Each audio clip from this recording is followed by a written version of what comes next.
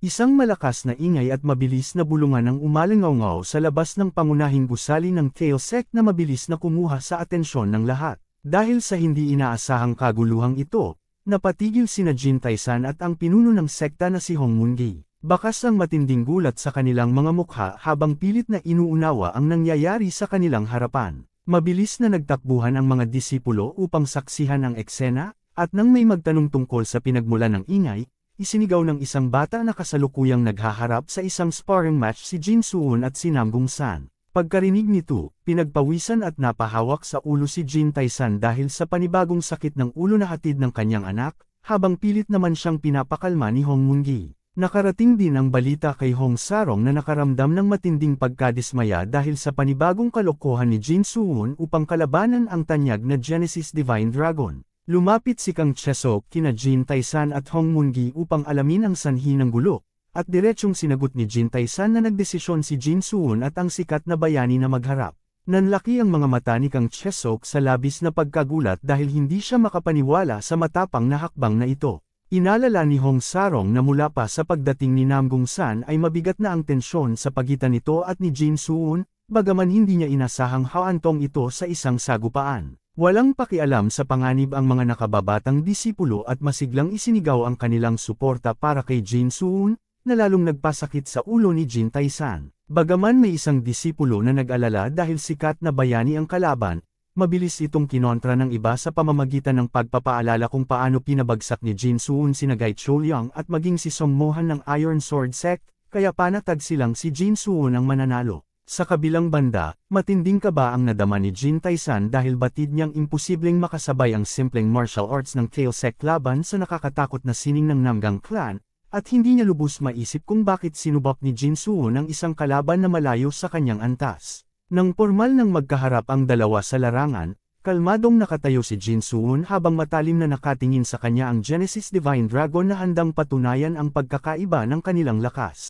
Inulit ni Jin Suwon ang kanilang kasunduan upang marinig ng lahat, kung saan nilinaw niyang admission token lamang ang kanyang itataya habang ang kalaban ay napilitang isugal ang 7-color Treasure Pearl, Heavenly Silkworm Silk, at ang pinahahalagahang Great Vitality Pill ng Namgang Clan. Akmang magpapaalala pa sana si Jin Suwon ng limitasyon ng putulin siya ni Nam Gungsan, na may matinding kay-abangan na nagdeklara na tanging ang Kang Chung Boundless Sword Technique lamang ang kanyang gagamitin gamit ang 30% ng kanyang panloob na enerhiya, upang ipamuka ang pagkakaiba ng kanilang antas. Nagbabala pa si Nam Gungsan na wala na siyang dahilan para magpigil, na tinugunan naman ni Jin Suwon ng walang takot na paghawak sa kanyang sandata bago ibigay ang hudyat ng pagsisimula. Binalot ng nakakabinging tensyon ang paligid na nagdulot ng labis na kaba kina Hong Sarong at Hong Moon-gi dahil sa nakakatakot na pressure mula sa dalawang mandirigma. Binasag ni Jin Suwon ang katahimikan nang bigla siyang humakbang ng malakas at sumugod paitaas upang kuhanin ang inisyatibo. Sinalo ni Nam Gungsan ang mabigat na atake ngunit bakas sa kanya ang matinding gulat dahil sa nakakatakot na bilis at puwersa na ipinamalas ng kanyang kalaban.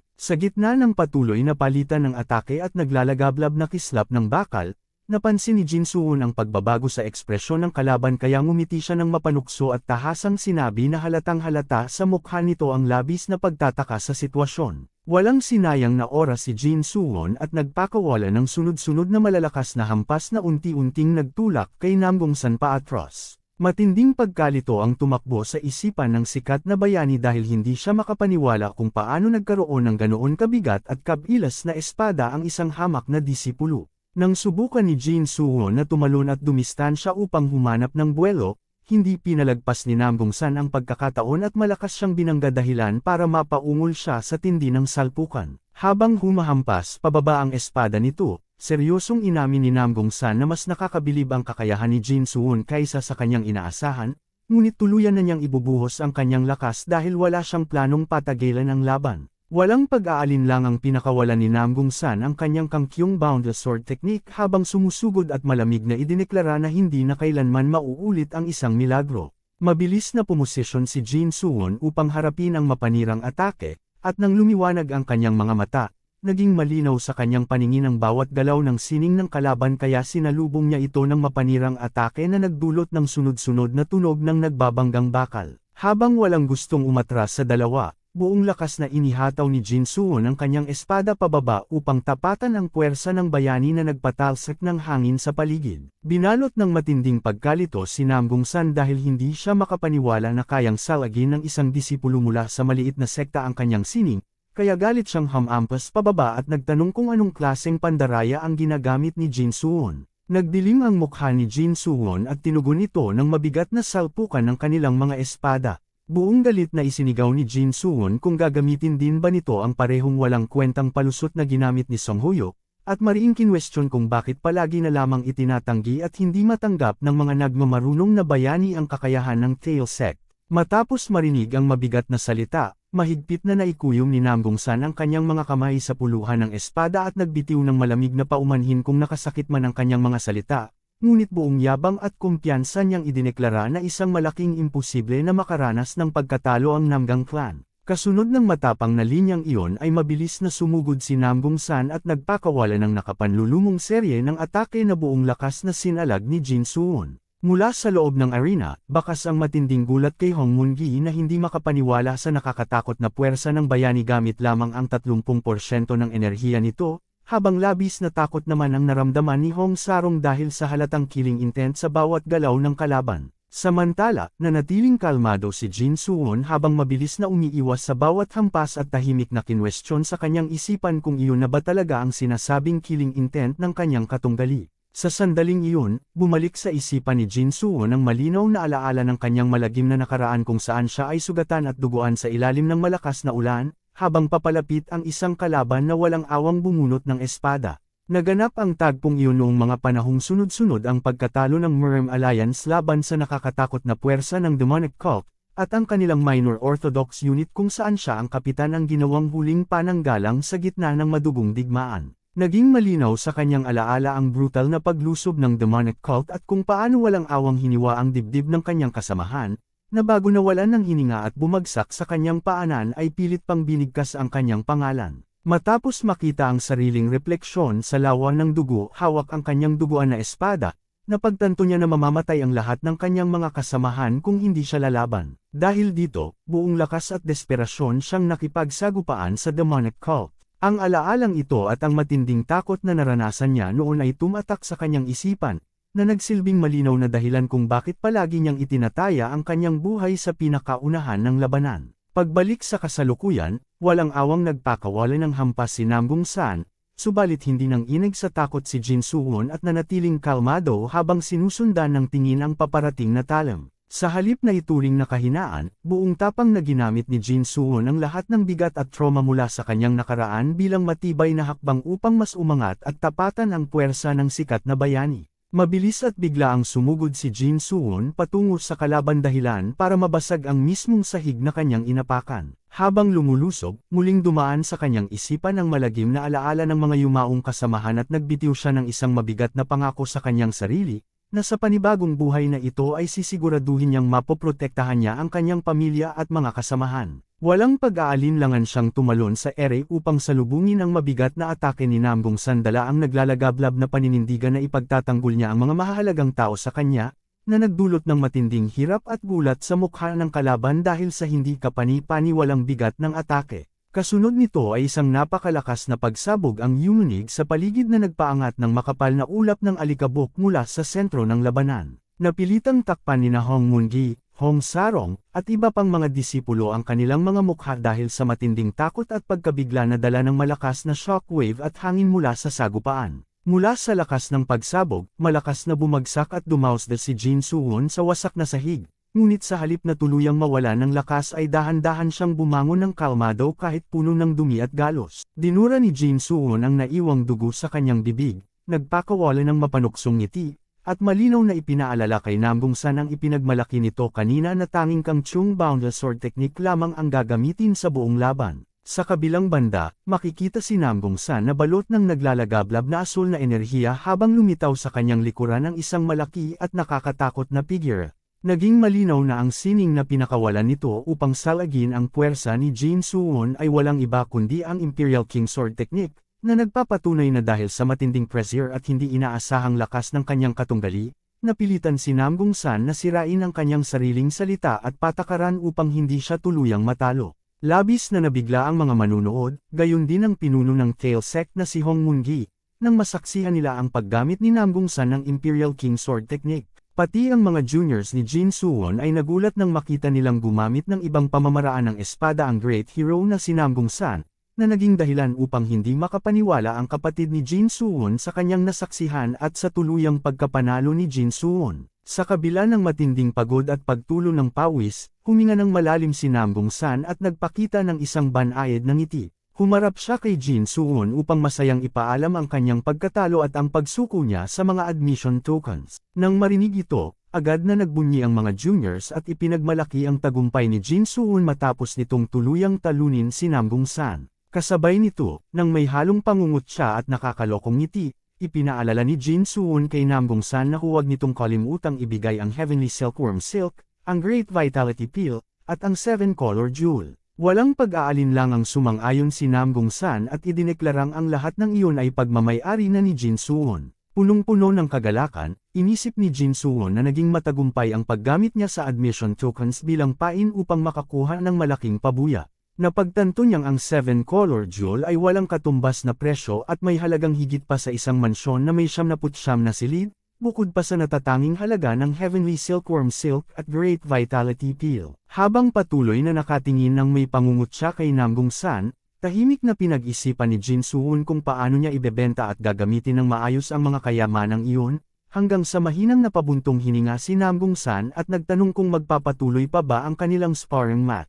Nang marinig ang mga salitang iyon, agad na binalot ng pagtataka si Jin Suwon, na naging dahilan din upang magtaka si Nam Gungsan sa ipinakitang reaksyon ng kanyang kaharap. Itinaas ni Nam Gungsan ang kanyang espada at itinutok ito ng direkta kay Jin Suwon, habang ipinapahayag na dapat ay napagtanto na niya na hindi isang pangkaraniwang tao si Jin Suwon noong ibinigay rito ng Chief Strategist ang mission token. Idinagdag pa niya na malamang ay hindi rin isang pagkakataon lamang ang kanyang pagkatalo, na naging dahilan upang bahagyang manlaki ang mga mata ni Jin Suwon. Matapos itong sabihin, iginiit ni Nam Gungsan na magkaibang bagay ang resulta ng kanilang pusta at ang kahihinatnan ng kanilang sparring match, bago niya mabilis at mahigpit na hinawakan ang kanyang espada upang ipagpatuloy ang hamon. Agad na sumugod at mabilis na tumalon si Nam Gungsan patungo kay Jin Suwon, habang pinapayuhan niya itong ihanda ang sarili sa laban. Makikita ang matinding pamumutla at pagkabigla sa mukha ni Jin Suwon dahil hindi niya maunawaan ang pahiwatig ni Nam Gungsan, lalo pa at wala ito sa kanilang naunang napag-usapan. Gayunpaman, hindi hinayaan ni Jin Suwon na basta na lamang siyang atakihin, kaya mabilis siyang tumalon upang umiwas. Nang makita ito ni Nam Gungsan, hindi niya nilubayan si Jin Suwon at sunod-sunod niya itong inatake ng napakabilis, kung kaya't wala itong nagawa kundi ang patuloy na umiwas sa bawat tira. Dahil sa gipit na sitwasyon, napasigaw si Jin Suwon at nagreklamo kung bakit bigla na lamang naging hindi makatwiran si Nam Gungsan. Nakiusap siyang itigil na ang laban at sinabing maaari na nilang ituring na natalo siya sa kanilang sparring match. Subalit hindi ito ininda ni Nam Gungsan at patuloy pa rin siyang sumugod, habang iginigiit na hindi niya kailangan ng mga matatamis na salita o pagdadahilan. Kasunod nito ay pinakawalan ni Nam Gungsan ang isang napakalakas na atake. Ngunit sa pagkakataong ito ay mabilis itong sinangga ni Jin Suwon sa halip na iwasan, sabay mariing pagpapaalala kay Nam Gungsan na ang tagumpay ay isang bagay na dapat inaangkin gamit ang sariling kakayahan. Habang nagkakasubukan ng kanilang mga espada, nanlaki ang mga mata ni Jin Suwon nang mapagtanto niyang nagbago at naging mas mabigat kaysa rati ang bawat hampas ng espada ni Nam Gungsan. Habang nakikipaglaban, nagbalik sa isipan ni Jin Suwon ang kanyang nakaraan. Naisip niyang kung paanong naging desperado siya noon dahil ayaw niyang mawala ang kanyang mga kasamahan, ganoon din si Nam Gungsan na hindi hahayaang mabahiran ng dumi ang pangalan ng kanilang angkan. Napansin ni Jin Suwon na ang desperasyong iyon ay tila dumadaloy na sa espada ni Nam Gungsan. Patuloy na nagkiskisan ang kanilang mga armas at nagpalitan sila ng mabibigat na atake, kung saan napagtanto ni Jin Suwon na bukod sa desperasyon ay mas nakahihigit din ang kakayahan ni Nam Gungsan. Dahil dito, naging malinaw ang kahihinatnan ng laban ng mapatalsik ni Nam Gungsan si Jin Suwon sa ere gamit ang isang malakas na tira. Agad itong sinundan ni Nam Gungsan ng isa pang desisibong atake, habang nagtatakang nagtatanong kung bakit nagawa ni Jin Suwon na sanggay ng maayos ang Kangchung Boundless Sword Technique, ngunit tila hindi nito makayanan ang Imperial King Sword Technique. Habang nahihirapang sinasangga at sinasalag ang nasabing atake, pilit na sinabihan ni Jin So-won si Nam Gong-san na huwag muna siyang kausapin dahil labis na siyang nahihirapan at halos mamatay na siya sa sitwasyong iyon. Sa pagpapatuloy ng laban, inalala ni Jin So-won na kahit sa mga archive na na-access niya bago ang kanyang regression, wala siyang nahanap na impormasyon tungkol sa Imperial King Sword Technique.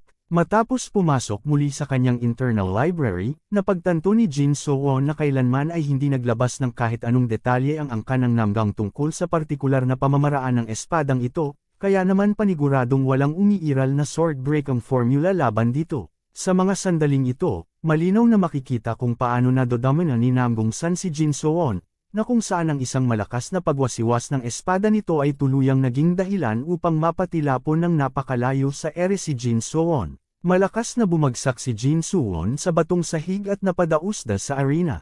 Kasabay nito, ipinagsigawan ng kanyang mga kasamahan mula sa Tail Sect ang kanilang pag-aalala para sa kanya. Labis ang pagkabahala ni Kang Chesok at nakiusap itong kumalma na si Jin So-won.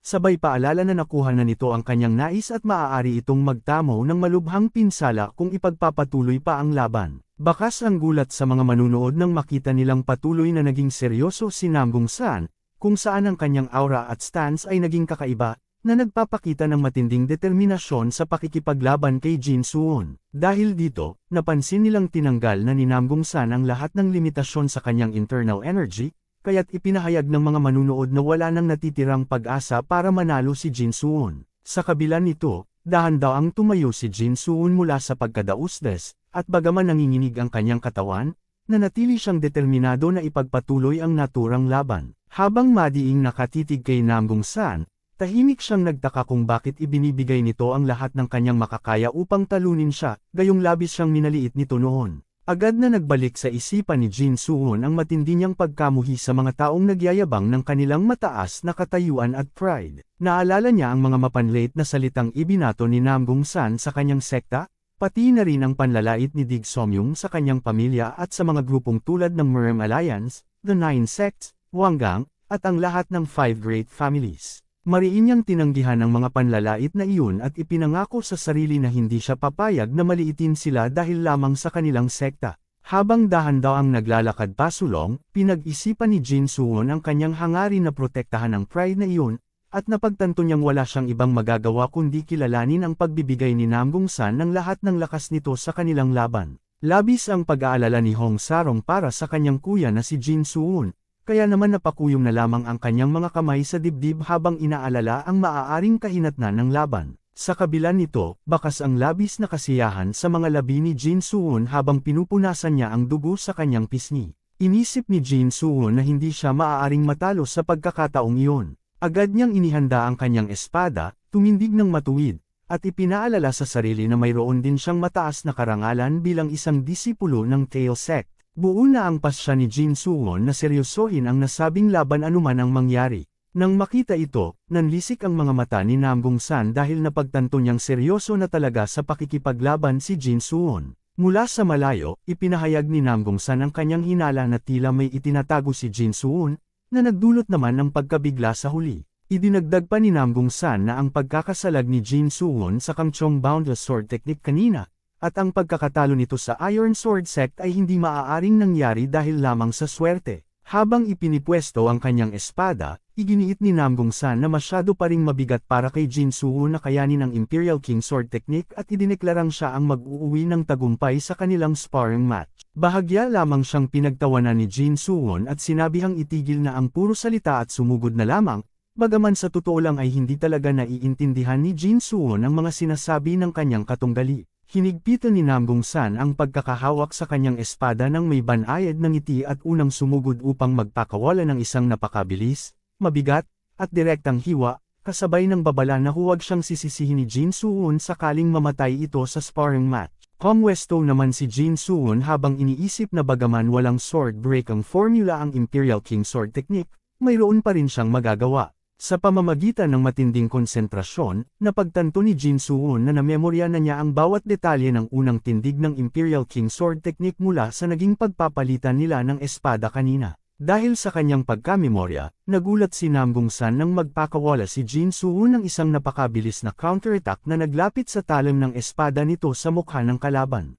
Agad itong naharang ni Nam Gong-san, Subalit napakabilis itong nalagpasan ni Jin Soo-won at ginamit ang Lesser Heaven Sword technique ng Tail Sect, na maayos na tumagos sa depensa ng kanyang kalaban. Lumingon si Jin Soo-won at tahimik na pinuri ang pagiging kahanga-hanga ng mabilisang pagharang ni Nam Gongsan gamit ang espada nito sa ganoong kaikling sandali. Gayunpaman, sa halip na menas, labis ang naging kagalakan ni Nam Gongsan matapos masaksihan ang ipinakitang gilas ni Jin Soo-won, kaya napangiti na lamang siya at ipinahayag na ang mismong laban na iyon ang tanging bagay na kanyang ninanais. Bunga nito, muling nagpalitan ng mabibilis at sunod-sunod na pag-atake sina Jin Soo-won at Nam Gongsan. Dahil sa mabibigat na atake, bahagyang napaatras si Nam Gongsan gayon din si Jin Soo-won. Sa gitna ng kanilang sagupaan at dahil sa desperasyon, napasigaw ng napakalakas si Nam Gongsan bago tuluyang inilabas ang kanyang buong lakas. Ang matinding pressure na pinakawalan ni Nam Gongsan ay naging dahilan upang manginig ang mga kamay ni Jin Soo-won habang hawak ang kanyang espada, at magnalit ang kanyang mga ngipin dahil sa bigat ng puwersa. Habang nahihirapan sa pakikipaglaban, nanlaki ang mga mata ni Jin Soo-won nang marinig sa kanyang likuran ang malalakas na hiyawan ng kanyang mga juniors, na buong pusong sumusuporta sa kanya at hinihikayat siyang ipakita ang lakas ng Tail Sect. Dahil ayaw ni Jin Soo-won na masaksihan ng kanyang mga juniors ang pagkatalo ng kanilang sekta, naging mas seryoso at determinado siya sa pakikipagtunggali kay Nam Gongsan. Bahagya siyang lumingon sa kanyang mga kasamahan, nagpakita ng banayad ng ngiti, at sinabihang kumalma lamang ang mga ito. Agad itong napansin ni Nam Gongsan at nanlaki ang kanyang mga mata matapos marinig ang pahayag at maramdaman ang matinding pressure na unti-unting pinakakawalan ni Jin Soo-won. Bunga ng matinding motibasyon, mabilis na sumugod pa abante si Jin Soo-won habang ipinapaalala sa kanyang mga juniors na manood ng mabuti. Iginiit niya na kahit hindi sila ipinanganak sa Namgang clan at kahit wala silang mga malalakas na kakayahan tulad ng Kangchung Boundless Sword Technique o Imperial King Sword Technique, maaari pa rin silang maging kasing lakas ng nais nila gamit lamang ang Lesser Heaven Sword Technique ng Tail Sect. Kasunod nito ay mabilis na nagpalitan ng matitinding atake sina Nam Gongsan at Jin Soo-won, kung saan ang salpukan ng kanilang mga puwersa ay naging dahilan upang tuluyang mawasak at mabasag ang espada ni Jin Soo-won. Sa kabila ng nangyari, mahigpit pa rin niya itong hinawakan at hindi binitawan. Labis na nanlumo ang sect leader ng Tail Sect na si Hong Moon-gi at ang kapatid nitong si Hong Sarong nang masaksihan ang pangyayari. Nanlaki rin ang mga mata ni Jin Soo-won nang makitang naputol ang kanyang sandata, at mula sa biyak nito ay naaninag niya ang silhouette ni Nam Gongsan na patuloy na umaatake ng walang pag-aalinlangan upang tapusin siya. Bakas ang labis na pagkabigla ni Jin Soo-won nang makita ng malapitan ang dulo ng talim ng espada ni Nam Gongsan na nakatutok sa kanyang mukha. Ilang sandali pa, may dugong tumilansak sa ere na kumalat sa batong sahig, at sa pagtatagpo ng kanilang mga anino ay makikitang tuluyan nang nagtapos ang kanilang labanan. Bunga ng mga pangyayari, matinding pagkabalisa ang mababaka sa mukha ng kapatid ni Jin Soo-won na si Hong Sarong dahil sa kanyang nasaksihan. Maging si Nam Gongsan ay hindi makapaniwala at nanlaki ang mga mata sa kinahinatnan ng kanilang sagupaan. Taliwas sa inasahan, hindi si Jin Soo-won ang natalo kundi si Nam Gongsan. Nagawa kasing saluhin ni Jin Soo-won ang atake ng kalaban, at bagaman isinakripisyo niya ang kanyang sariling kamay upang hawakan ang mismong talim ng espada ni Nam Gongsan, mabilis naman niyang naitutok ang kanyang baling espada sa leeg nito. Habang mahigpit na nakahawak sa patalim ng kalaban, tinanong ni Jin Soo-won ang Great Hero na si Nam Gongsan kung ipagpapatuloy pa ba nito ang kanilang laban. Dahil dito, naiwang balisa at tuluyang nawala ng image si Nam Gongsan sa naging resulta ng kanilang pagtutuos. Lalo pa't ibinuhos na niya ang lahat ng kanyang lakas subalit hindi pa rin siya nagawang manalo laban kay Jin Soo-won. Dahil sa matinding pagkagulat at mabigat na pressure, kusa na lamang napaatras si Nam Gongsan. Bunsod nito, tuluyang nabitawan ng Great Hero ang kanyang espada na malakas na bumagsak sa sahig, na nagsilbing hudyat ng pagwawakas ng kanilang sagupaan. Bakas ang isang kumpiyansang ngiti sa mga labi ni Jin Soo-won na nagpapakitang tila kontrolado niya ang buong sitwasyon. Subalit, nang hamuupo na ang tensyon, bigla na lamang nagbago ang kanyang reaksyon. Malakas siyang umiyak at napaluha dahil sa matinding kirot mula sa kanyang dagwang kamay. Naisip na lamang niya na laking pasasalamat niya dahil naihanda niya agad ang lahat ng kanyang internal energy upang protektahan ang kanyang palad, kung hindi ay sigurado siyang naputol na ito kanina pa. Sa isang tabi, may narinig na nagmamadaling humihingi ng tulong mula sa isang manggagamot, ngunit mabilis itong natabunan ng napakalakas na hiyawan. Umusbong ang matinding kagalakan mula sa mga nakababatang disipulo ng Tailsick nang tuluyan nilang makumpirma ang pagkapanalo ni Jin Soo-won sa labanang iyon. Buong galit na nagtalunan at nagmamadaling tumakbo ang mga bata palapit sa kanya habang patuloy nilang isinisigaw ang kanilang labis na paghanga. Halatang hindi inaasahan ni Jin Soo-won ang biglaang pagdagsa ng mga bata kaya naman panandaliang nawala ang kanyang composure. Natatarante niya silang pinagsabihan na huwag munang lumapit dahil siguradong mapupuno lamang sila ng kanyang dugo, at idiniin niyang mas kailangan niya ng manggagamot sa mga sandaling iyon kaysa sa isang pagdiriwang. Sa kabilang banda, bakas ang kawalan ng paniniwala kina Jin Tae-san at Kang Chae-seok sa kanilang mga nasaksihan. Napahawak na lamang si Kang Chae-seok sa kanyang sariling ulo dahil sa labis na pagkagulat. Samantala, mababakas naman ang matinding emosyon at saya sa mukha ni Jin Tae-san matapos niyang makita na ligtas ang kanyang anak.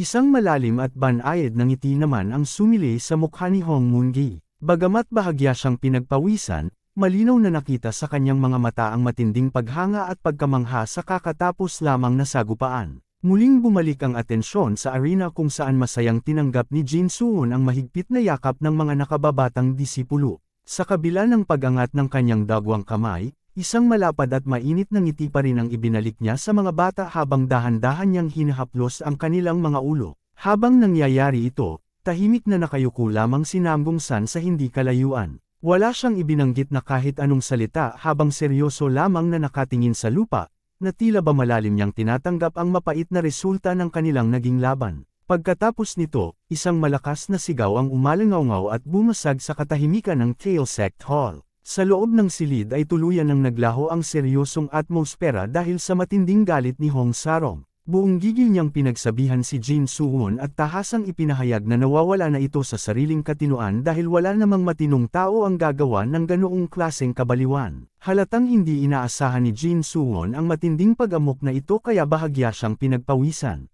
Natatarante siyang napaatras habang pilit na pinapakalma ang sitwasyon sa pamamagitan ng pagpapaalala na siya pa rin ang nakatatandang kapatid nito sa sekta, kaya nararapat lamang na igalang siya nito. Ngunit sa halip na magpaawat, lalo lamang nag-init ang ulo ni Hong Sarong. Inis niyang binaliwala ang hinihinging paggalang habang nakatitig sa makapal na bendaheng nakabalot sa kamay ni Jin Soo-won. Matalas niyang ipinamukha rito ang katangahan ng paghawak sa matalim na espada gamit ang sariling kamay, at inis niyang idiniin kung ano na lamang ang maaaring nangyari kung sakaling tuluyan itong hiniwan ni Nam-bum-san. Kasunod nito ay nadagdagan pa ang gulo ng makisali na rin sa paninirman sina Jin Tae-san, Kang Chae-seok, at maging ang mismong pinuno na si Hong Moon-gi. Sa isang nakakatawa at sabay-sabay na pagsigaw, buong gigil nilang pinagsabihan si Jin Soo-won kung saan galit nilang ipinaalala na kahit pa sa isang simpleng labanan gamit lamang ang kahoy na espada, hindi kailanman hinahawakan ang talim ng walang kalaban-laban na kamay. Labis ang kanilang pag-aalala sa naging kapusukan nito kaya mabilis nilang inusisa kung ano ang eksaktong sinabi ng manggagamot.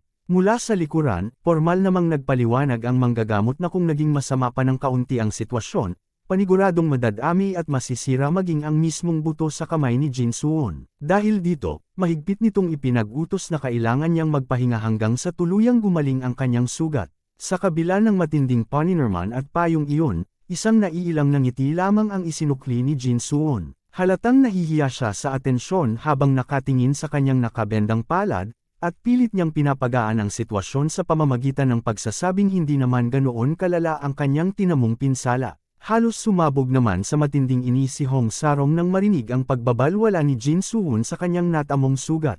Walang ano-ano'y malakas nitong isinigaw na manahimik na lamang siya bago nito tuluyang pinakawalan ang isang mabigat na suntok na tumama mismo sa mukha ni Jin Soo-won. Dahil sa matinding lakas ng impact, tumilapon si Jin Soo-won at malakas na bumagsak sa sahig ng silid. Napaigting siya sa sakit habang inis na nagrereklamo kung bakit bigla na lamang siyang sinaktan ng kanyang nakababatang kapatid sa sekta. Ngunit sa kalagitnaan ng kanyang pagrereklamo, bigla siyang natigilan nang mapansin niya ang sunod-sunod na patak ng luha sa kanyang harapan. Pag-angat ng kanyang paningin, nakita niya si Hong Sarong na nanginginig ang mga kamao at tuluyan ng umiiyak dahil sa labis na pag-aalala.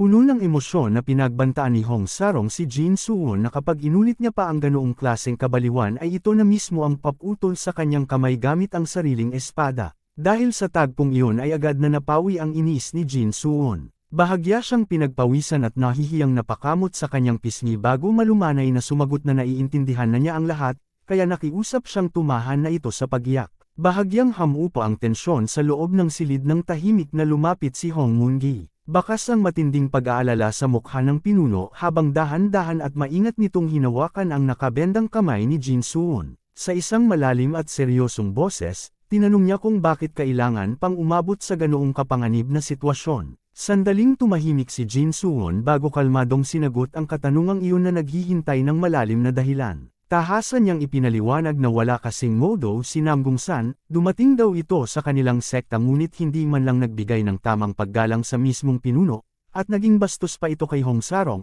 kaya niya ginawa ang mapangahas na aksyon.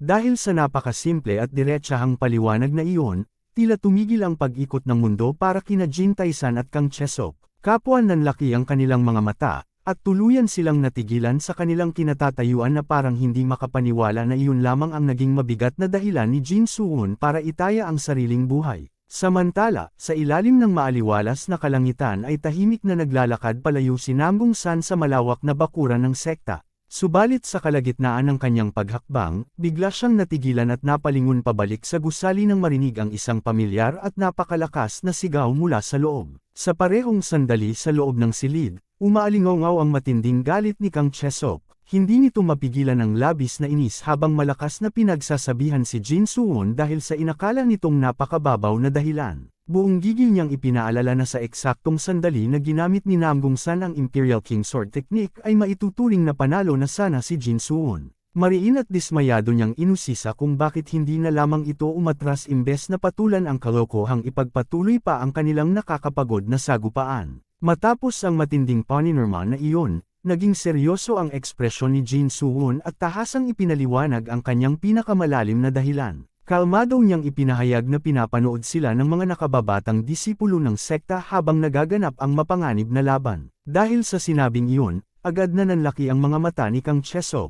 Bahagya siyang pinagpawisan at tuluyang natigilan ng mapagtanto na hindi lamang pala mababaw na inis ang nag-udyok sa ginawang kabaliwan ni Jin Suwon, kundi isang malalim na sakripisyo para sa kinabukasan ng kanilang paksyon. Sa harap ni Kang Chesok, pati na rin ni Hong Sarong at Hong Moon-gi, buong tatag na ipinagpatuloy ni Jin Suwon ang kanyang paliwanag. Iginiit ni Jin Suwon na kahit pa tuluyang maputol ang kanyang kamay, nasaksihan naman sa sigupaang iyon ng mga nakababatang disipulo kung paano nakatutok ang isang espada ng Tail Sect sa mismong leeg ng isang great hero na si Namgungsan. Idinagdag pa niya na dahil sa kanyang ginawa, paniguradong nakita ng mga bata ang tunay na potensyal at lakas ng sining pandigma ng Tail Sect upang maging inspirasyon nila sa kanilang sariling pagpapalakas. Samantala, sa labas ng arena ay tahimik na nagtipon ang mga nakababatang disipulo sa mismong lugar kung saan naganap ang matinding sagupaan. Maingat nilang pinulot ang mga basag na piraso ng espada ni Jin Suwon na nagkalat sa sahig. Patuloy namang umaalingaw ang seryosong paliwanag ni Jin Suwon sa loob ng silid, kung saan ipinaglaban niya na sa halip na isipin ng mga bata na sana ay ipinanganak na lamang sila sa tanyag na Namgang clan, mas mainam na mabago ang kanilang pananaw. Sa kabilang banda, bakas ang labis na pagkamangha at inspirasyon sa inosenteng mukha ng mga bata nang pagmasdan nila ang mga nawasak na patalim. Kasabay nito, buong pagmamalaking idinagdag ni Jin Suwon na ngayon ay siguradong tatatak sa isipan ng mga bata, na kahit ang isang ordinaryong espada ng Tail Sect ay kayang lumaban ng sabayan sa puwersa ng Namgang clan. Agad na nanlaki ang mga mata ni Hong Moon-gi nang marinig ang napakalalim na pananaw na iyon. Subalit, mabilis na napalingon at inis na umiwas ng tingin si Kang Chesok. Patuloy nitong sinumbatan si Jin Suwon at galit na iginiit na puro kalokohan lamang ang kanyang mga pinagsasabi, dahil paniguradong ang nakita lamang ng mga bata ay ang dagwang kamay nito kaya labis silang natakot at mabilis na tumakbo palayo. Sa kabila ng panibagong paninirmang iyon, nanatiling kalmado at buo ang loob ni Jin Suwon. Habang marahang nakadikit ang kanyang nakabendang kamay sa sariling dibdib, isang banayad at maaliwalas na ngiti ang sumilay sa kanyang mga labi. Buong puso niyang ipinaliwanag na kung sakali mang umabot ang kanyang mensahe kahit sa isang disipulo lamang mula sa sandaan upang ipagpatuloy ang diwa at sining pandigma ng Tail Sect, maluwag niya itong tatanggapin at ituturing ang kanyang sugat bilang isang napakaliit na kapalit. Matapos marinig ang taos-pusong pananaw na iyon, tuluyang natigilan si Kang Chesok at tahimik na napayuko. Sa halip na aminin ang kanyang paghanga, bigla na lamang siyang tumalikod at padabog na naglakad palayo habang pilit na nagrereklamo na hindi man lang daw nakakatawa ang mga sinabi ni Jin Suwon. Tahimik na lamang na sinundan ng tingin ni Jin Taisan, Hong Sarong, at Hong Mungi ang kanyang paglabas sa silid. Subalit, lingid sa kanilang kaalaman, namumula ang buong mukha at mga tenga ni Kang Chesok dahil sa labis na hiya at pagkaantig. Pilit niya na lamang itinago ang kanyang tunay na nararamdaman habang inis na bumubulong sa kanyang sarili na isa pa ring musmo si Jin Suwon na wala pang sapat na karanasan. Sa mismong pagbukas ni Kang Chesok ng pinto, bigla siyang natigilan ng bumungad sa kanyang harapan si Nam Gungsan na tahimik na nakatayo sa labas. Dahil hindi pa tuluyang nahuhupa ang matinding emosyon ni Kang Chesok dulot ng mga seryosong binitawang salita ni Jin Suwon, halatang basa pa ng luha ang kanyang mga mata na mas lalong nagpulala sa naramdaman niyang hiya. Bunsod ng hindi inaasahang pagkikitang iyon, tuluyan ng nataranta si Kang Chesok. Sa halip na magbigay ng paliwanag, mabilis siyang kumaripas ng takbo palayo habang inis na nagmumura sa hangin dahil sa matinding pagkakahiya. Naiwan namang nakatayo si Nam Gungsan na may malaking pagtataka sa mukha, at hindi niya lubos maisip kung ano ang eksaktong nangyari para bigla na lamang magtatakbo ng napakabilis ang seryosong elder palayo sa kanya. Matapos mapansin ang pagdating ng bisita, kalmadong sinalubong ni Hong Mungi si Nam Gungsan na tahimik na naghihintay sa labas. Nang humakbang ito papasok sa silid, agad itong nagbigay ng isang formal at malalim na pagpupugay bilang tanda ng pagkilala at respeto sa pamunuan ng sekta. Seryoso namang napatingin si Jin Suwon sa biglaang pagdating na ito. Nang makita ni Hong Mungi ang tahimik na atmosfera sa pagitan ng dalawa, mabilis niyang napagtanto ang buong sitwasyon. Batid ng pinuno na may mga natitira pang bagay na kailangang ayusin at pag-usapan ng masinsinan ng dalawa, kaya malumanay niyang inutusan ang lahat na lumabas muna upang bigyan sila ng sapat na espasyo. Pamatak na ang dapit hapon at tuluyan ng binalot ng kulay kahel na liwanag ang kalangitan. Sa loob ng tahimik na silid, magkaharap na nakaupo sina Jin Suwon at Nam Gungsan sa isang bilog na mesa. Walang anumang pag-aalin ang inilapag ng Great Hero ang mga ipinangakong pabuya na napagkasunduan nila bago pa man magsimula ang kanilang laban. Matapos ibigay ang mga gamit na iyon, seryosong napatingin si Nam Gungsan sa kanyang kaharap. Bakas ang malaking pagtataka sa kanyang mukha nang tuluyan niyang usisain si Jin Suwon kung bakit kinailangan pa nitong gumawa ng isang napakadelikadong hakbang. Malumanay nitong ipinaalala kay Jin Suwon na hindi kailanman naging isang nakakahiyang bagay ang matalo laban sa puwersa ng Namgang Clan, kaya hindi niya lubos maisip kung bakit umabot ito sa puntong kailangan nitong itaya ang sariling buhay. Walang anumang pag-aalinlang ang ibinalik ni Jin Suwon ang pahayag ng kanyang kaharap at tahasang ipinaalala na hindi rin isang nakakahiyang bagay ang matalo sa Tail Sect. Bahagyang nagtaka si Nam Gungsan sa kanyang narinig at tahimik na inisip kung ganoon nga ba talaga katayog ang sektang ito. Sa mga sandaling iyon, biglang naging seryoso at matalim ang paningin ni Jin Suwon bago niya diretsahang tinanong ang Great Hero kung ano ba talaga ang batayan nito para masabing nakakahiya ang isang sitwasyon. Walang paligoy-ligoy na ipinamukha ni Jin Suwon ang katotohanan na ang pananaw ni Nam Gungsan ay isang makitid at hangal na pamantayan, dahil hinuhusgahan lamang nito ang mga tao base sa prestihiyo ng kanilang pinanggalingan at sa antas ng kanilang lakas. Matapos marinig ang mabibigat at tumatagos na mga salitang iyon, bahagyang napasinghap at tuluyang natigilan si Nam Gungsan na tila banayanig ang mismong pundasyon ng kanyang mga pinaniniwalaan. Dahan-daang tumayo si Jin Suwon mula sa kanyang kinauupuan at tahasang nag-iwan ng isang malalim na katanungan. Seryoso niyang inusisa si Nam Gungsan kung sakali bang tuluyang mabura ang mga lihim na sining at pamamaraan ng espada ng Namgang Clan, ay hindi na rin ba magiging isang nakakahiyang bagay ang matalo sa iba. Kasunod nito, marahang iginalaw ni Jin Suwon ang kanyang nakabendang kamay habang matikas na nakatayo sa harapan ng Great Hero. Matatag at buong pagmamalaki niyang idinagdag na kahit pa walang makapangyarihang sining pandigma ang isang sekta, hindi ibig sabihin na wala na rin itong natitirang dangal. Tahimik lamang na nakatingala si Nam Gungsan habang pinakikinggan ang mga pahayag na iyon, at malinaw na makikita sa kanyang mukha ang malalim na pagtanggap sa mga bago nitong napagtantong katotohanan. Matapos mapagnilayan ang mga salitang iyon, dahan-dahan siyang tumayo at tuluyan ng sumang-ayon sa katotohanan. Kalmado niyang inamin na dahil itinaya ni Jin Suwon ang sariling kamay na kasing halaga ng buhay para lamang sa isang sining pandigma, simula pa lamang ng laban ay panalo na ito pagdating sa usapin ng dangal. Bahagyang nanlaki ang mga mata ni Jin Suwon dahil sa hindi inaasahang pagbaba ng pride na iyon mula sa isang Great Hero. Sa sumunod na sandali, walang anumang pag-aalinlangang yumuko si Nam Gungsan at nagbigay ng isang malalim at formal na paggalang. Sa pamamagitan ng isang seryoso at mababang boses, buong puso siyang humingi ng kapatawaran para sa kawalan niya ng respeto sa Tail Sect at sa kanyang mga nakakahiyang inasal sa harapan ni Jin Suwon. Dahil dito, isang maaliwalas na ngiti ang sumilay sa mga labi ni Jin Suwon matapos marinig ang taos-pusong paghingi ng tawad na iyon. Magalang niyang pinagsalikop ang kanyang mga kamay bilang tanda ng formal na pagtanggap sa inialay na kapatawaran. Kalmado niyang sinabi na dahil nagpakita si Nam Gungsan ng magandang hangarin, buong puso na rin niyang kakalimutan ang lahat ng hindi magandang nangyari sa pagitan nila. Malugod din siyang nakiusap na sana ay kalimutan na lamang din ng Great Hero ang mga naging kakulangan niya bilang isang nakababatang disipulo. Sa ilalim ng mainit na liwanag ng dapit hapon, sabay na nagbigay ng malalim na paggalang ang dalawa sa isa't isa. Ang tahimik na tagpong iyon ay formal na nagtuldok sa kanilang naging matinding hidwaan at nag-iwan ng dalisay na respeto sa pagitan ng magkabilang panig. Hindi nagtagal ay tuluyan ng lumubog ang araw, at mabilis na binalot ng katahimikan ang buong kapaligiran sa ilalim ng maliwanag na buwan. Sa kabilang dako, sa loob ng isang silid ay namayani ang labis na pagkagulat kina Jin Tae-san at Kang Chae-seok.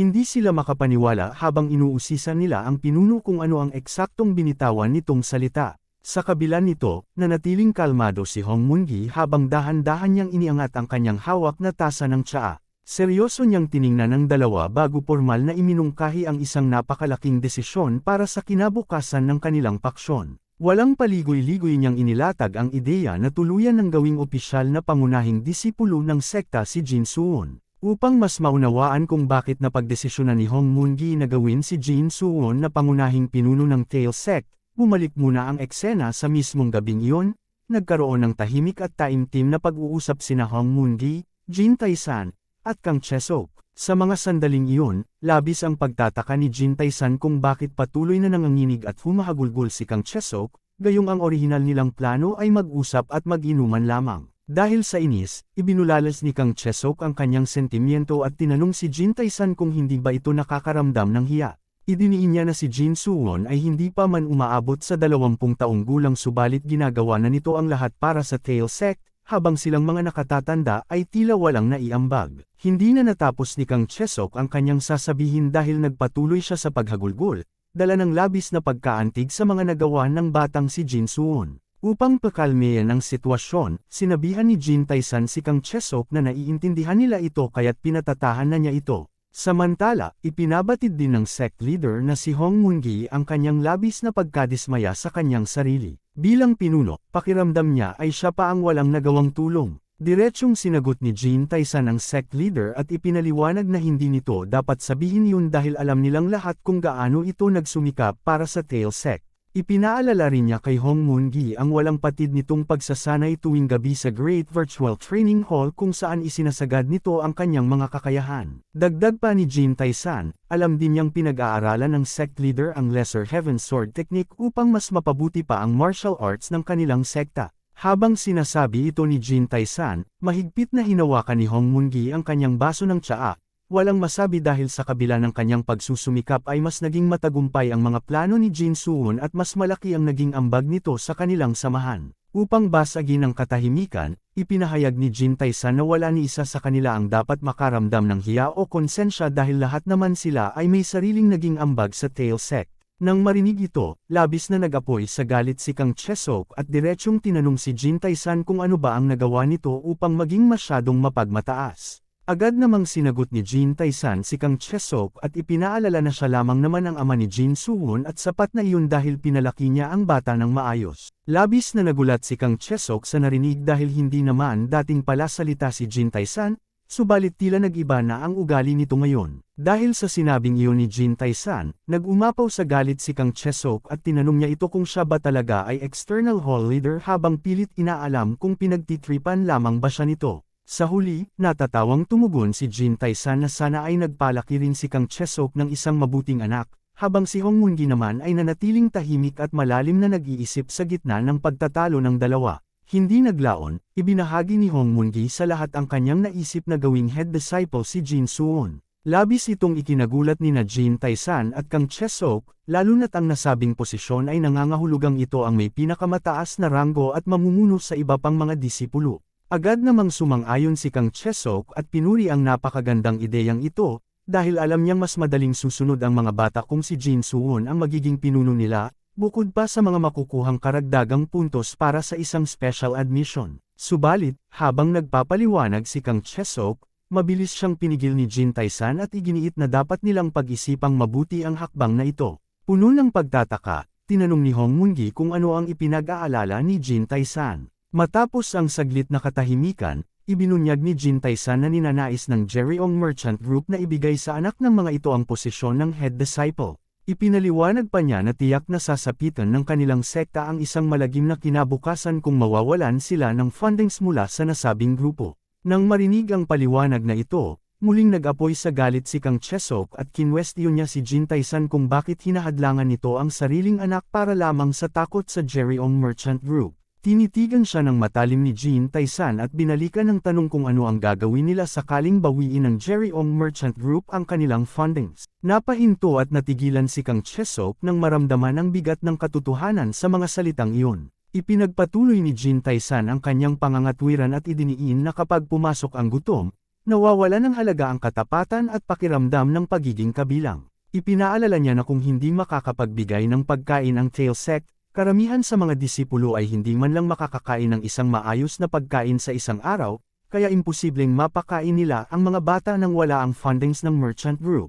Napatayo si Kang Chesok sa mga narinig subalit wala na siyang nasabi dahil lubhang praktikal at may katuturan ang pananaw ni Jin Tae-san. Dahil sa tumitinding diskusyon, hindi na nakatiis si Hong Moon-gi at malakas niyang ibinagsak ang hawak na tsaa bago idineklara na mananatiling hindi magbabago ang kanyang desisyon. Lalo itong ikinagulat ni Jin Tae-san at Kang Chesok dahil sa ipinakitang kasiguraduhan ng kanilang sect leader. Labis na nabigla si Jin Tae-san at pilit kinumpirma kay Hong Moon-gi kung sigurado na ba talaga ito. Bilang tugon, ipinaliwanag ni Hong Moon-gi na isinugal ni Jin Suwon ang sarili nitong kamay para sa pagmamalaki ng mga bata at karangalan ng Tail Sect. Binigyang diin niya na kung hindi pinigil ng dakilang bayani na si Namgang ang kanyang espada sa huling sandali, maaaring naputol ang kamay ng bata, na para sa isang martial artist ay kasing halaga ng kanilang buhay. Habang malalim na nakatitig sa sarili nitong mga kamay, tinapos ni Hong Moon-gi ang usapan sa pagsasabing kung ang isang batang katulad ni Jin Suwon ay hindi karapat-dapat maging head disciple upang mamuno sa Tail Sect,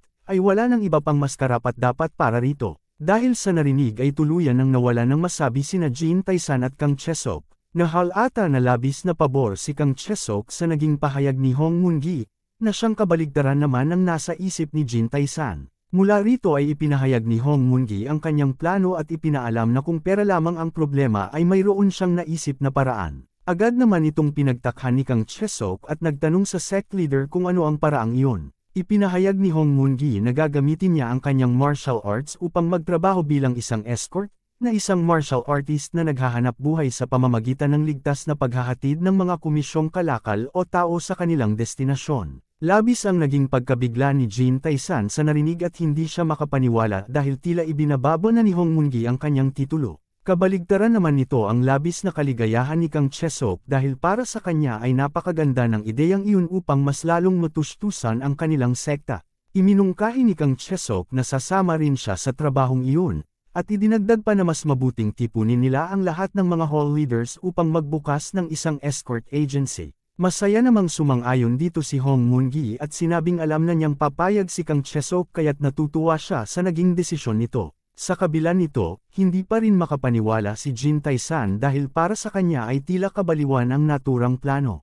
Napabuntong hininga na lamang siya dahil mukhang buo na ang pasya ni Hong Moon-gi at Kang Chesok tungkol sa pagiging head disciple ni Jin Suwon. Dahil wala na siyang magagawa, napilitan na rin siyang pumayag at nag-toast sila gamit ang kanilang mga tsaa habang napagkasundo ang pamamahalaan din nila ang lahat ng kikitain mula sa pagiging escort, kaya't kailangan na nilang ihanda ang kanilang mga sarili. Kinabukasan ng umaga sa Tail Sect Hall, umapaw ang galit ng ama ni Ji Cholyong na si Ji Yeon-sok, kung saan pinagsisigawan nito ang sect leader na si Hong Moon-gi. Puno ng inis niyang isinambot na tila nagpapakasaya lamang ang sect leader, bago iginiit na ilang beses na niyang sinabi rito na ang posisyon ng head disciple ay nararapat lamang mapunta kay Ji Cholyong. Binatikos pa niya si Hong Moon-gi at tinanong kung iniisip ba nitong isang biro lamang ang Jereong Merchant Group, at kung iyon ba ang magiging igaganti ng sekta kapalit ng lahat ng suportang ibinigay nila. Dahil sa narinig na pagtatalo, pumasok sa eksena si Jin Soo-won at nagtanong kung ano ang nangyayari at kung bakit napakaingay.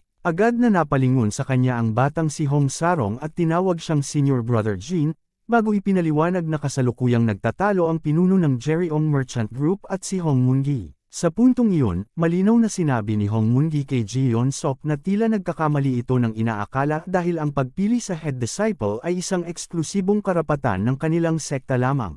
Nang marinig ito mula sa likuran, agad na napaisip si Jin Soo-won at napatanong sa kanyang sarili kung ano ang ipinapahiwatig ng kanilang sect leader. Inaalala ni Jin Soo-won sa kanyang isipan na ang posisyon ng head disciple ay kumikilala sa pinakamahusay sa lahat ng mga disipulo ng sekta, at itinuturing itong kapantay ng katayuan ng mismong sect leader. Napagtanto rin niya na ang dahilan kung bakit lubos na pinagnanasaan ng Jereon Merchant Group ang posisyon ng head disciple, ay dahil nakakatanggap ang mga ito ng mga karagdagang puntos sa MERM Academy Special Admission Exam, na isang pribilehiyong ibinibigay lamang sa mga kabilang sa 108 kick. Naalala pa ni Jin Soo-won na sa dati niyang buhay, bago siya bumalik sa nakaraan, ang posisyong ito ay karaniwang ibinibigay sa disipulong mamumuno sa sekta sa hinaharap, kaya lahat ng mga disipulo kabilang na siya ay likas na nag-isip na ang anak ng sect leader na si Hong Sarong ang magiging head disciple. Subalit, dahil sa pangangailangan sa pondo noong mga panahong iyon, ipinagpilitan ng Jereon Merchant Group na si Ji Chol-yong ang maging head disciple ng Tail Sect. Nang bumalik ang eksena sa kasalukuyan, buong pagmamalaking kinwestiyon ng pinuno ng Jereon Merchant Group kung sino pa ba bukod sa kanyang anak na si Ji Chol-yong ang karapat-dapat para sa posisyon ng head disciple. Habang nagsasalita ang ama ni Ji Chol-yong, lihim na natatawa si Jin Soo-won sa kanyang isipan dahil inisip niyang nagpapanik na si Ji Chol-yong sa harap ni Hong Moon-gi, kaya't naisip niyang kailangan niyang tulungan ang kapatid nitong babae na si Hong Sarong na makuha ang nasabing posisyon sa buhay na ito. Dahil dito, bumulong si Jin Soo-won sa nakababata niyang kapatid sa sekta na si Hong Sarong upang batiin ito ng maaga sa pag-aakalang nagbago na ang isip ng sect leader at pabor na ito sa dalaga. Subalit, nahihiyang nagtanong si Hong Sarong kung ano ang ibig sabihin ni Jin Soo-won bago ipinaalam na mismong si Jin Soo-won ang napiling gawing head disciple ng kanilang sect leader. Labis na nabigla at hindi makapaniwala si Jin Soo-won sa kanyang narinig, lalo na nang idinagdag ni Hong Sarong na iyon mismo ang dahilan kung bakit gumagawa ng malaking gulo ang pinuno ng Jereon Merchant Group. Nanlaki ang mga mata ni Jin Soo-won at napatanong siya sa kanyang sarili kung paanong nangyari iyon. Napagtanto niya kung paano nagbago ang nakaraan matapos siyang bumalik sa panahong ito. Pumasok sa kanyang isipan na ang pagkapanalo niya laban kay Ji Chol-yong, ang pagtalo niya sa anak ng Iron Sword Sect na si Song Mu-yeon, at ang pagtaya niya sa kanyang buhay sa pakikipaglaban kay Nam Gungsan ang mga naging dahilan kung bakit nag-iba ang takbo ng timeline sa kasalukuyan. Sa huli, kinumpirma niya sa kanyang sarili na dahil sa mga pangyayaring iyon ay siya na nga ang naging perpektong kandidato para sa posisyon ng head disciple. Samantala, hindi na napigilan ng mag-amang mula sa Jereon Merchant Group ang labis na galit kaya't pinagsisigawan nila ang sect leader na si Hong Moon-gi, pati na sina Jin Tae-san at Hong Sarong. Binalaan ng ama ni Ji Chol-yong ang Tail Sect na tiyak na pagbabayaran nila ang ginawa nilang pambabastos sa Jereon Merchant Group, maging ang pang-iinsuto ng sekta sa pamamagitan ng pagtawag sa kanila bilang isang grupo lamang ng mga pulubi. Nang marinig ito, agad na sumiklab ang galit sa mga mata ni Jin Soo-won dahil hindi niya matanggap na minamaliit ang kanilang sekta. Bunga nito, patuloy na nagwala ang ama ni Ji Chol-yong at nagbantang puputulan na nila ang lahat ng kanilang ibinibigay na funding simula sa araw na iyon. Hindi na nakapagpigil si Jin Soo-won at lumapit siya upang patutsadahan ang ama ni Ji Chol-yong, na iginigiit na sawang-sawa na siyang marinig ang paulit-ulit na banta nito tungkol sa fundings. Ang pang-iinsultong ito ni Jin Soo-won ay lalong nagpaputok sa galit ng ama ni Ji Chol-yong, kung saan tinawag niya itong bastos at nagbantang pababagsakin niya ito. Itinuro ng pinuno ng Jereon Merchant Group ang kanyang daliri kay Jin Soo-won at malakas na inanunsyo sa buong Tail Sect na dahil sa arroganteng pag-uugali nito, formal na nilang tinatapos at puputulan ng tuluyan ang lahat ng kanilang suporta sa sekta ng epektibo kaagad. Matapos marinig ang pinal na desisyong ito, labis na nabigla at nabalot ng kaba sina Hong Moon-gi at Jin Tae-san dahil batid nilang ang pagkawala ng suportang pinansyal na ito ay tiyak na magdudulot ng matinding gutom sa buong sekta. Nang ibabaw ang sigawan at pagkabigla mula sa mga miyembro ng Tail Sect sapagkat batid nilang lahat ang bigat ng napipintong pagkawalan ng kanilang pondo. Habang galit na nakaturo ang pinuno ng Jereon Merchant Group na si Ji Yeon-sok kay Jin Soo-won, binaliwala lamang ito ng huli at pinalalayas ang pinuno, na sinasabing maaari na itong umalis kung tapos na itong magsalita. Labis na nagpupuyos sa galit si Ji Yeon-sok dahil sa kawalang galang ni Jin Soo-won. Upang mas lalo pang inisin ang pinuno, idinagdag ni Jin Soo-won na huwag nitong isipin na lumuhod siya, yuyuko, at hihingi ng tawad. Pinaalalahanan ni Jin Soo-won si Ji Yeon-sok tungkol sa araw na kinuwelyuhan siya nito, kung saan malinaw niyang ipinangako na handa siyang panindigan ang kanyang mga aksyon. Lumapit pa si Jin Soo-won kay Ji Yeon-sok, binigyan ito ng matalim na titig, at buong diin na idineklara na siya ang ako ng responsibilidad para sa kabuuan ng Tailsec. Hindi naman pinansin ni Ji Yeon-sok ang matapang na pahayag na iyon at ininsuto pa si Jin Soo-won, na sinabing puro kay abangan lamang ang alam ng bata. Ipinamukha ni Ji Yeon-sok kay Jin Soo-won na alam nitong wala ng ibang mapagkukunan ng pera ang Tailsec bukod sa kanila. Ginamit niyang halimbawa ang mga kasapi sa kanilang sekta na halos hindi na makakain ng maayos sa isang araw. Tahasang isinisi ni Ji Yeon-sok kay Jin Soo-won na dahil sa mga naging desisyon nito, muling babalik ang Tailsec sa mga panahong hindi man lang sila makakain ng lugaw at mananamit na tila mga pulubi mula sa beggar sect. Hindi pa nakontento, nagbantang muli si Ji Yeon-sok na kahit pa lumuhod at magmakaawa sila sa hinaharap, hinding-hindi na siya magbibigay kahit isang barya ng suporta sa Tailsec kaya't dapat na nilang ihanda ang kanilang mga sarili sa matinding hirap. Matapos ang nag-uumapo sa galit na pahayag ni Ji Yeon-sok, isang nakakabinging katahimikan ang bumalot sa buong paligid. Ang katahimikang ito ay nabasag lamang ng may isang boses na umalangaw mula sa kanilang likuran, na humihingi ng paumanhin sa pag-abala sa usapan bago magalang na nagtanong kung nangangahulugan ba ito na bukas na ang posisyon para mag-sponsor sa Tailsec. Sa sobrang inis sa narinig, agad na lumingon si Ji Yeon-sok at nagmura, pilit na inaalam kung sinong lapastangan ang nang-ahas na sumingit habang nagsasalita ang pinuno ng Jereong Merchant Group. Subalit, hindi pa man niya natatapos ang kanyang sasabihin ay nanlaki ang kanyang mga mata sa matinding gulat at hindi siya makapaniwala sa kanyang nakita. Ang lalaking nakatayo sa kanyang harapan ay walang iba kundi si Wang Gaem-san, ang pinuno ng isa sa tatlong pinakamayamang merchant group sa buong kontinente. Hindi lamang kasama ni Wang Gaem-san ang kanyang mga tapat na tagasunod, kundi pati na rin ang kanyang magandang anak na babae na si Wang Suso. Masayang kumaway si Wang Suso sa lahat at masiglang binati si Jin Soo-won bilang Oraboni. Matapos marinig ang masayang pagbati ng anak ni Wang Gaem-san, agad na nanlaki ang mga mata ni Hong Sarong sa matinding pagkabigla. Halos hindi makapaniwala ang nakababatang kapatid ni Jin Soo-won sa sekta, kaya't pilit nitong inaalam kung ano ang kasalukuyang nangyayari at kung bakit tinawag ng dalaga na Oraboni si Jin Soo-won. Hindi lamang si Hong Sarong ang nabigla, kundi maging sina Jin Tae-san at Kang Chesok ay labis ding nagulat. Batid ng dalawa na si Wang Gaem-san ay ang Panginoon ng Wangga Manor at tanyag bilang isa sa tatlong pinakamayamang tao sa ilalim ng Heaven Alliance. Dahil sa hindi inaasahang presensya ni Wang Gaem-san, halos manginig sa labis na takot at gulat ang pinuno ng Jereong Merchant Group na si Ji Yeon-sok. Hindi ito makapaniwala sa sitwasyon kaya't nagtanong ito kung paano napunta roon ang bilyonaryo, habang tahimik namang naglakad palapit si Wang Gaem-san, at dahan daw ang ipinaliwanag sa lahat na napakaganda ng kanyang pakiramdam ng araw na iyon dahil iyon ang unang pagkakataon na lumabas siya kasama ang kanyang anak na babae. Seryosong idinagdag ni Wang Gaem-san na nais lamang niyang ipakita sa kanyang anak ang mga mabubuting bagay at iparinig lamang dito ang mga magagandang salita. Nang marinig iyon, tagaktak ang naging pawis ng pinuno ng Jereong Merchant Group at halos himetean ito sa naramdamang bigat at diin sa pananalita ni Wang Gaem-san. Habang malamig na nakatingin pababa si Wang Gaem-san kay Ji Yeon-sok, tahasan itong ipinahayag na pumaroon siya upang makita mismo ang pagmumukha ng taong kanina pa walang humpay sa pagmumura at pagtawag ng peste sa ibang tao. Huwag kalimutan i-click ang subscribe button at i-on ang notification bell para hindi ninyo ma-miss ang mga updates. Babalik ako bukas para sa isa pang exciting na episode. Hanggang sa muli, ingat kayo at tandaan, ang kaban ng bayan ay kailangan bantayan, o ang kinabukasan natin ay pupulutin sa kangkungan.